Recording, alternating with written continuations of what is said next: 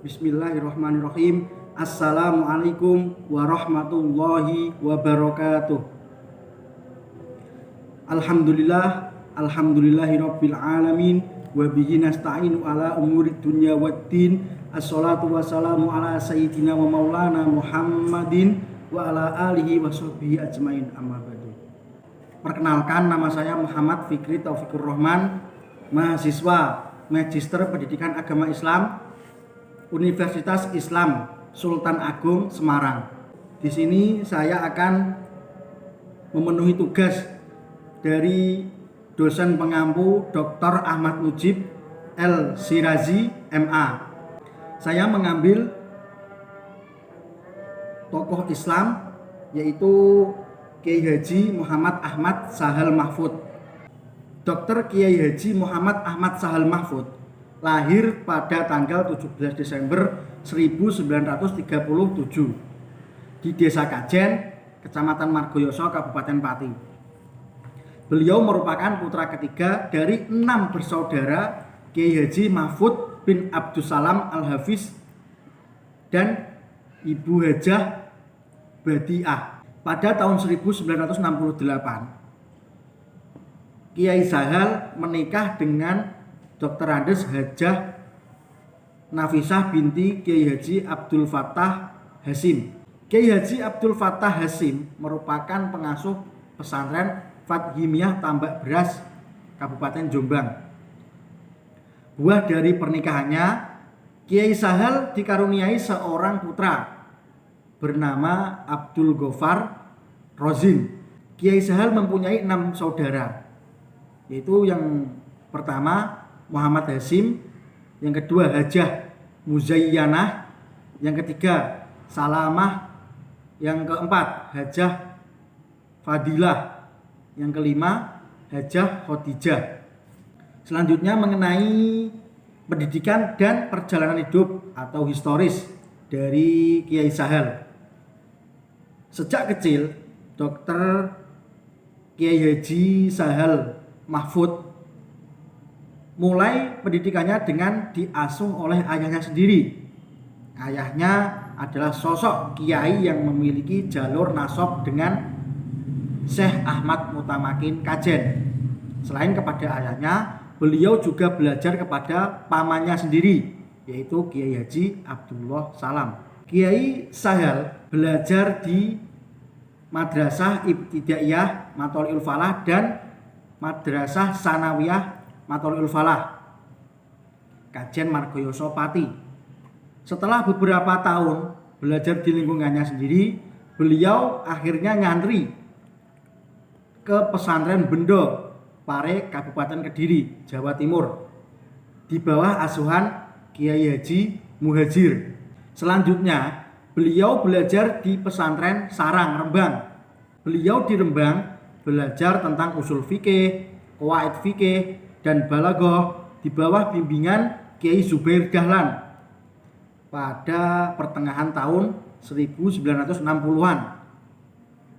Kiai Sahal belajar ke Mekah di bawah bimbingan langsung oleh Syekh Yasin Al-Faddani. Di Bendo, Kiai Sahal mendalami keilmuan tasawuf dan fikih, termasuk kitab yang dikajinya adalah Ihya Ulumuddin Al-Mahalli, Fathul Wahab, Fathul Mu'in, Al-Bajuri, Takrib, Sulamut Taufik, Safinatun Najah, Sulamun Najat, dan kitab-kitab lainnya. Di samping itu, beliau juga aktif mengadakan halakoh-halakoh kecil-kecilan dengan teman-teman senior. Pendidikan dasar keislaman Kiai Sahal pada waktu kecil diperoleh dari pesantren keluarganya di Kajen. Konon, terutama dia menimba ilmu pengetahuan dari ayahnya, yaitu Kiai Haji Mahfud Salam dan pamannya Kiai Haji Abdullah Salam. Yang jelas, ketika tiba waktunya belajar di luar daerah, Kiai Sahal muda sudah memiliki kemampuan cukup untuk memahami literatur keislaman klasik atau bisa disebut kitab kuning. Secara historis, Kiai Sahal merupakan sosok kiai yang murni pesantren, belajar dari satu pesantren ke pesantren lainnya untuk berguru kepada kiai-kiai mengharapkan berkah dan ilmu gelar doktor. Gelar doktor beliau didapatkan dari UIN Syarif Hidayatullah Jakarta. Merupakan gelar kehormatan atas kiprahnya mengembangkan pesantren dan masyarakat terutama di bidang fikih melalui gagasan fenomenalnya, yaitu fikih sosial. Selanjutnya Kiai Sahal mengabdikan dirinya sebagai pengajar di Rembang, di Sarang Rembang. Selanjutnya beliau juga menjadi dosen kuliah tahasus di Kajen. Selanjutnya beliau dosen di Fakultas Tarbiyah Uncok Pati. Selanjutnya beliau juga menjadi dosen di Fakultas Syariah IAIN Wali Songo Semarang. Selanjutnya mengenai jenjang karir dari Kiai Sahal. Yang pertama, Kiai Sahal juga berkarir atau berkiprah di organisasi. Kiai Sahal muda sudah aktif di organisasi kemasyarakatan seperti Nahdlatul Ulama dan Majelis Ulama Indonesia atau bisa disebut MUI. Bahkan sejak remaja, Kiai Sahal sudah aktif di organisasi pelajar kepemudaan tingkat desa, kecamatan hingga kabupaten. Sejak kecil Kiai Sahal sudah dipercaya untuk memimpin beberapa organisasi yang melibatkan orang banyak ketika Kiai Sahal menginjak usia 21 tahun. Sudah dipercaya memegang jabatan ketua forum diskusi fikih. Jenjang karir yang kedua yaitu beliau berkiprah di MUI atau Majelis Ulama Indonesia. Beliau selama ini kenyang pengalaman dalam menangani sejumlah organisasi di tingkat lokal. Beliau pernah dipercaya memimpin Majelis Ulama Indonesia atau MUI Provinsi Jawa Tengah selama 10 tahun. Sementara sejumlah jabatan penting dalam tingkat nasional pernah disandangnya, antara lain sebagai Ketua Umum Majelis Ulama Indonesia MUI sejak tahun 2000 sampai 2005 dan 2005 sampai 2009 dan tahun 2011 dipilih kembali menjadi Ketua Umum MUI untuk yang ketiga kalinya.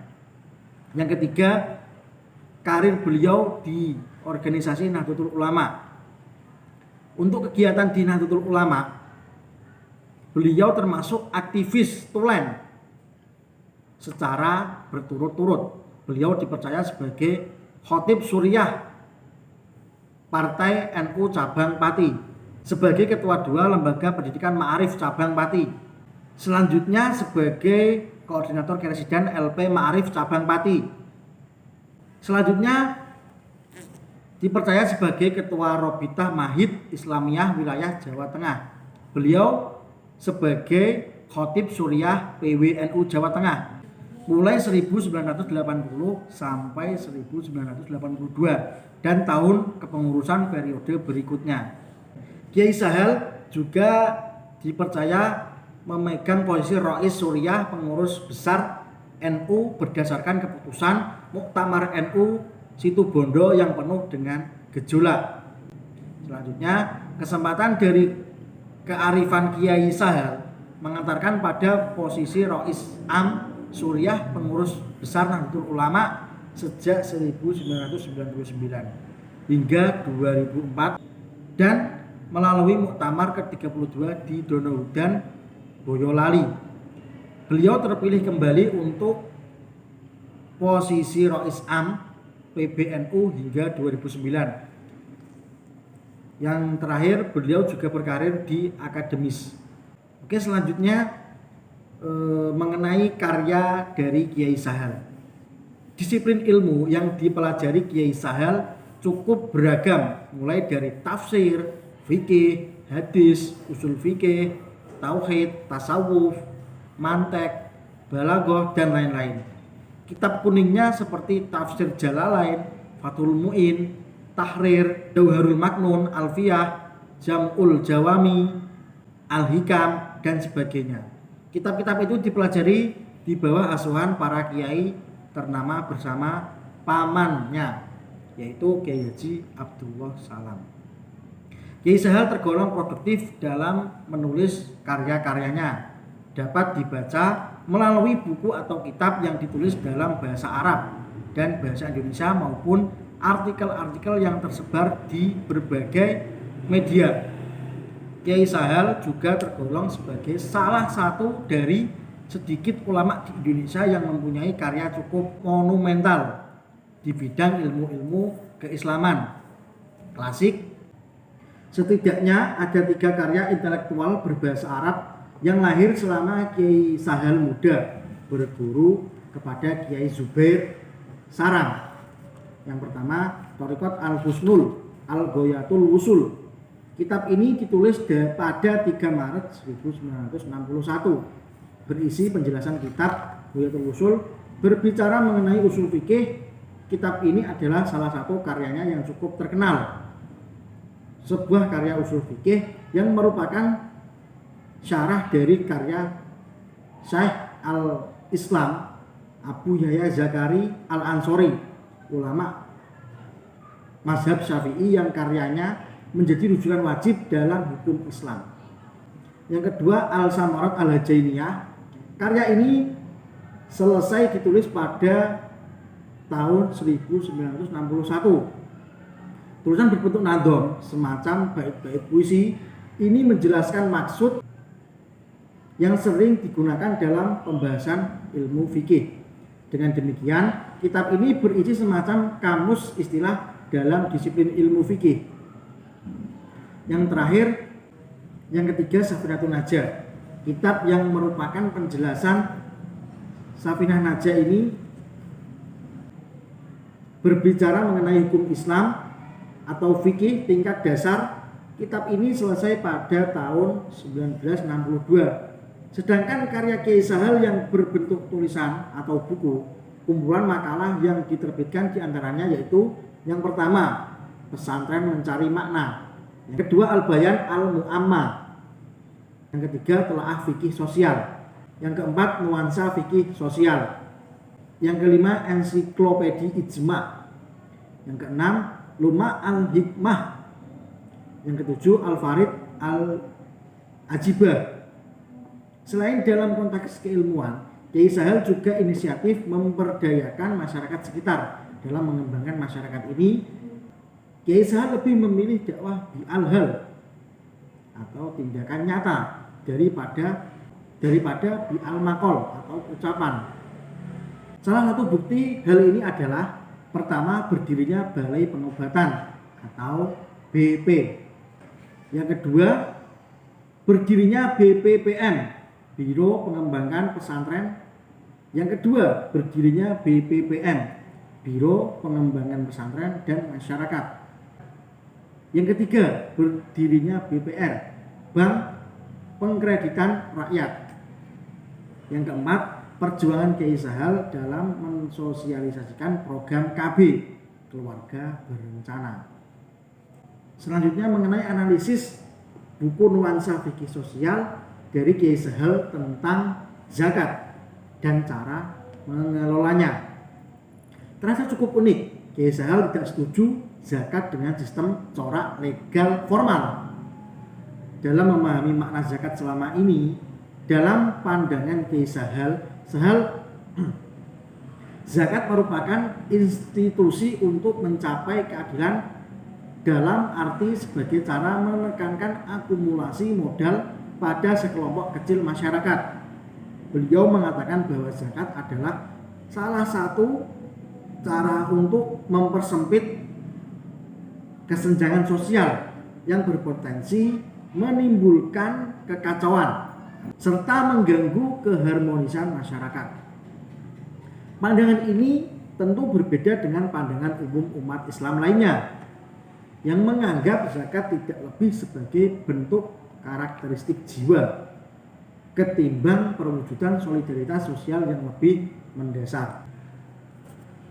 Pendapat ini ternyata tidak hanya bersifat seni berbicara atau retorik saja. Melalui Badan Pengembangan Pesantren dan Masyarakat atau disingkat BPPN, Kiai Sahal telah melakukan banyak hal berkaitan dengan memberikan solusi mengenai masalah kemiskinan yang salah satu diantaranya dilakukan melalui program pemanfaatan dana zakat untuk yang salah satu diantaranya dilakukan melalui program pemanfaatan dana zakat untuk kegiatan produktif. Berkaitan dengan ini, menarik perhatian cara pengelolaan zakat termasuk infak dan sedekah yang dilakukan pertama kali Kiai Sahal menginventarisasi atau mendata potensi ekonomi umat Islam untuk mengidentifikasi kelompok agniya atau orang kaya dan duafa atau bisa disebut orang miskin atau orang kurang mampu. Dalam operasionalnya, Kiai Sahal melibatkan para ahli di bidang penelitian, data mustahik, orang yang menerima, dan muzaki, orang yang memberi, diperoleh, maka dibentuk panitia dari orang-orang yang profesional di bidangnya.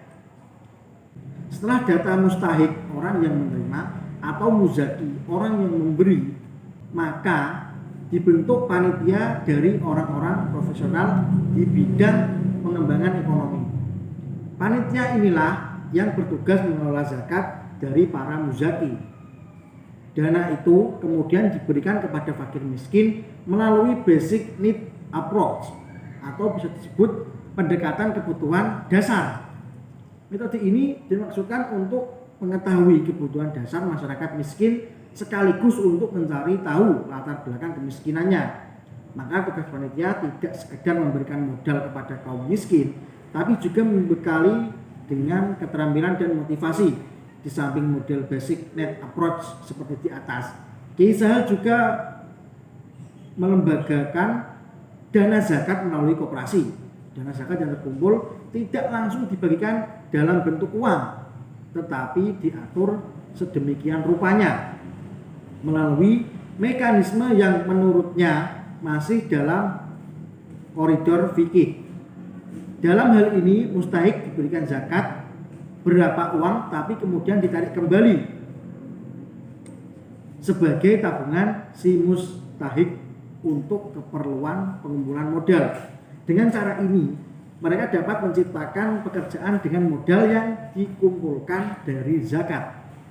Apa yang dilakukan Kiai Sahal merupakan sebuah inovasi brilian, apalagi diajukan tengah anggapan publik yang memandang zakat tidak lebih dari ibadah yang bersifat eskatologis, belaka, dan saran untuk memenuhi kesalehan individu.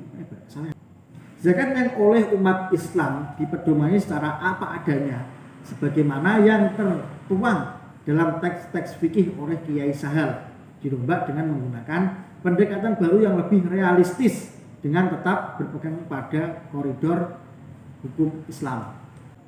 Mungkin cukup sekian dari saya. Apabila ada kesalahan, saya mohon maaf sebesar-besarnya. Wallahul muwaffiq ila aqwamit thoriq. Wassalamualaikum warahmatullahi wabarakatuh.